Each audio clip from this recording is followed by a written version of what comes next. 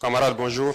Take a listen at the President of Burkina Faso, Captain Ibrahim Traore, call on all African countries to boycott Western media, especially Francophone countries, that have over the years been financing French media companies like Jeune Afrique and Le Monde, that is through state-sponsored and budgeted subscriptions, in which he warns the tools used by France to perpetuate imperialism and neocolonialism in its former African colonies. This is a fiery speech that the Burkina leader delivered on the Monday of October 6, 2025, while presiding over the raising of the national flag at the Koulouba presidential palace in the midst of celebrating the second phase of the Days of Patriotic Commitment and Citizen Participation. It is also a speech in which the 37-year-old leader exposed the fraud and corruption that was going on in the Burkina private and public sectors, as well as announced the creation of very transparent accounts at the Burkina public treasury to receive cash contributions from well-wishers, for the benefit of the Faso Mebo presidential initiative, that seeks to facelift the whole of Burkina Faso through key infrastructure development undertakings. Camarades, bonjour. Good morning, comrades. I hope everyone woke up very well. We finally begin the last quarter of the year 2025. This is the place for me to pay a heartfelt tribute to our defense forces who continue to fight on all fronts so that Burkina Faso remains standing and secure, and it is also the place for me to congratulate you for all the work done throughout the year so far, for your resilience, for your self-sacrifice, for your hard work, and I encourage you to continue in this way so that our country can shine throughout Africa and throughout the world.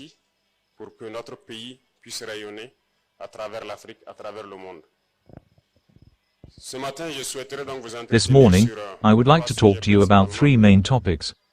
The first topic is fraud, and the second topic is the Faso Mebo initiative that we launched, and finally, UACO.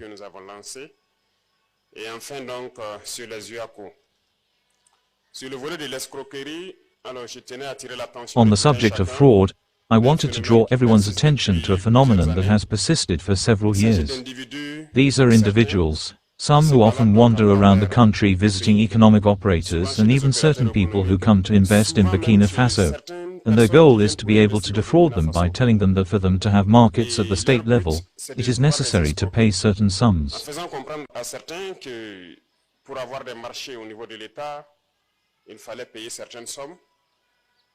Certain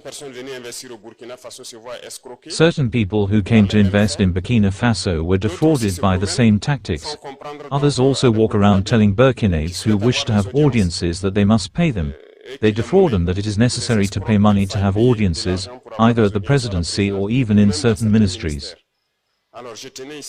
So I wanted to draw everyone's attention to this. As we know, we're in a revolution, and these are things that should no longer exist in Burkina. Everyone must understand that to have a market, you only have to follow the rules and work properly to have your market.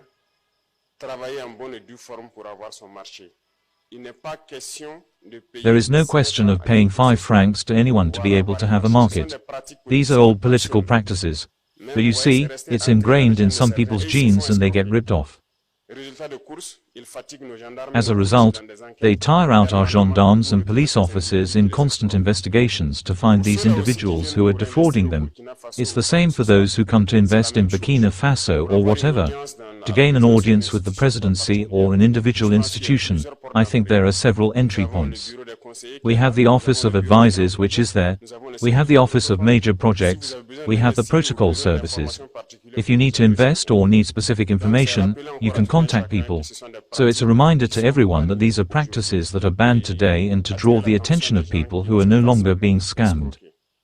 The second topic therefore concerns the Faso Mebo initiative, which since its launch has experienced a particular enthusiasm and has therefore succeeded in uniting energies to bring people together. If that is all we want, that people can unite and take over our country.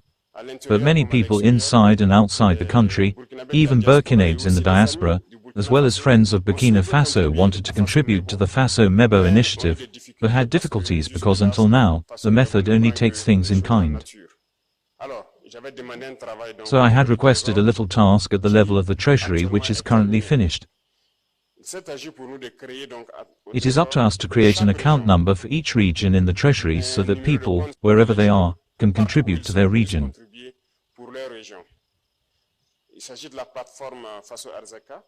This is a platform called Faso Mebo where we have created windows so that each region can have a specific window, so that people can also contribute.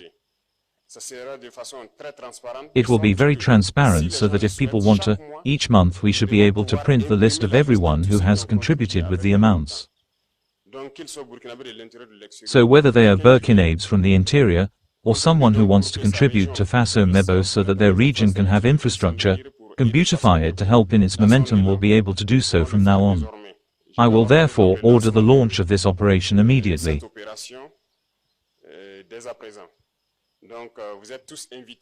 So you are all invited to contribute in your different regions, even if your regions have not yet received the brigades, but it is on the way, it is coming, but we must begin the work that can only be done by us. So each of you could contribute to beautifying your region or by building infrastructure. Now that no one will come to build our homeland for us, it starts with us, and I think everyone can do something. The third topic concerns UARCO, African Universities and Communication, which have just concluded this week, an event that may have gone unnoticed but was of capital importance. We spend time making it clear that communication is a very important lever, especially in times of war. It is through communication that the imperialists have always destroyed Africa. All these wars, these divisions, these henkits raging on the continent from slavery to the present day, it is through communication first of all. And this continues with the neocolonialism that is rampant today through communication. It never ceases to set us against each other. Thank God today, through the efforts of WIA, and the efforts of NOBC, they have been able to reverse the trend and deconstruct all the lies of imperialism. We pay tribute to them for this, although it is necessary to continue to regulate this communication. It was necessary because you see they put a lot of money into their communication. But on top of all this, they use us to finance this communication against us. You cannot understand that the victim himself gives the weapon to his executioner to kill him.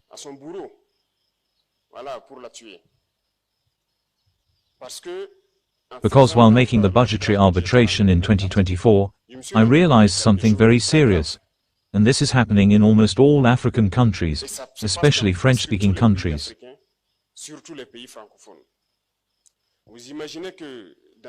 You can imagine that in all our institutions, throughout the ministry, there were budget lines reserved solely for these media.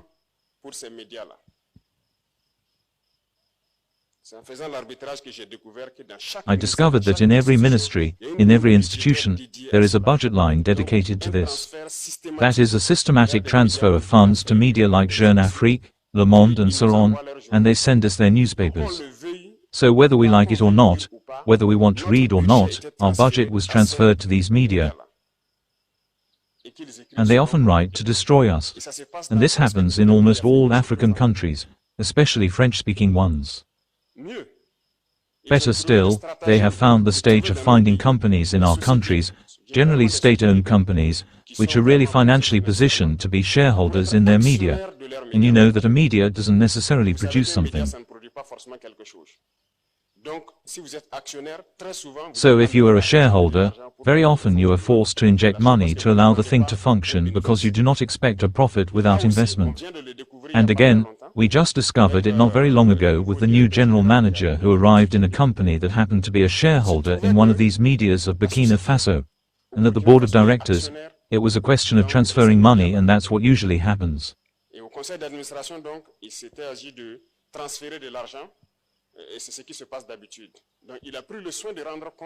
So he took care to report, to understand, and we said to him, stop that automatically, and get out the capital. Of course, they won't be able to pay us back what they owe us, but we're not going to continue paying them money every year. In Burkina Faso, for example, that's where they targeted and where the shareholder was, at the level of media outlets like Jeune Afrique. It goes without saying that these media are fundamentally against us. They will never be able to speak well of us, and we ourselves will continue to feed them. And this is happening in many countries, and it would be good if all African countries woke up and we stopped this. They use several methods to blackmail states, heads of state, and economic operators who pay money every month or year to speak well of them.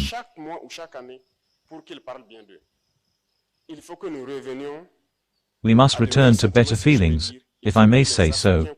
Africans must understand that they are doing everything through communication to destroy us. And at some point we have to say stop, and take over ourselves. This is why I have repeatedly called on the media communicators to communicate for our country. This is the best thing. Just the conflicts in Africa, look at the disaster it causes. We must understand that communication is a formidable weapon. It's dangerous for us when they communicate, but it gives them an advantage against us. So there is a choice to be made. There is no one who can speak, and as soon as you rise to speak, there is no impartiality. You take sides. So when you call yourself a journalist or communicator today, you cannot be impartial.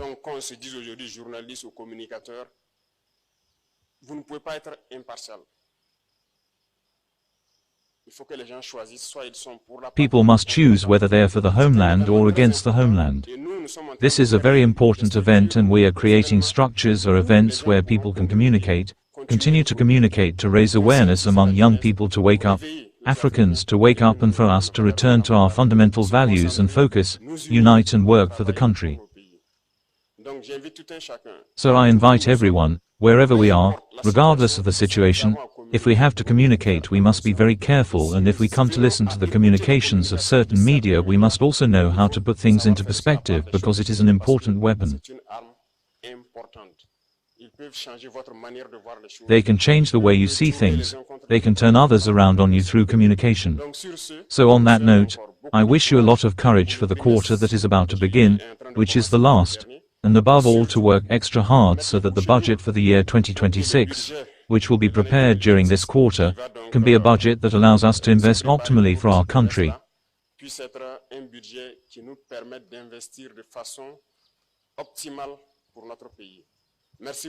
Thank you all very much. I wish you a very good week, and may God protect our dear homeland, homeland or death. We will win.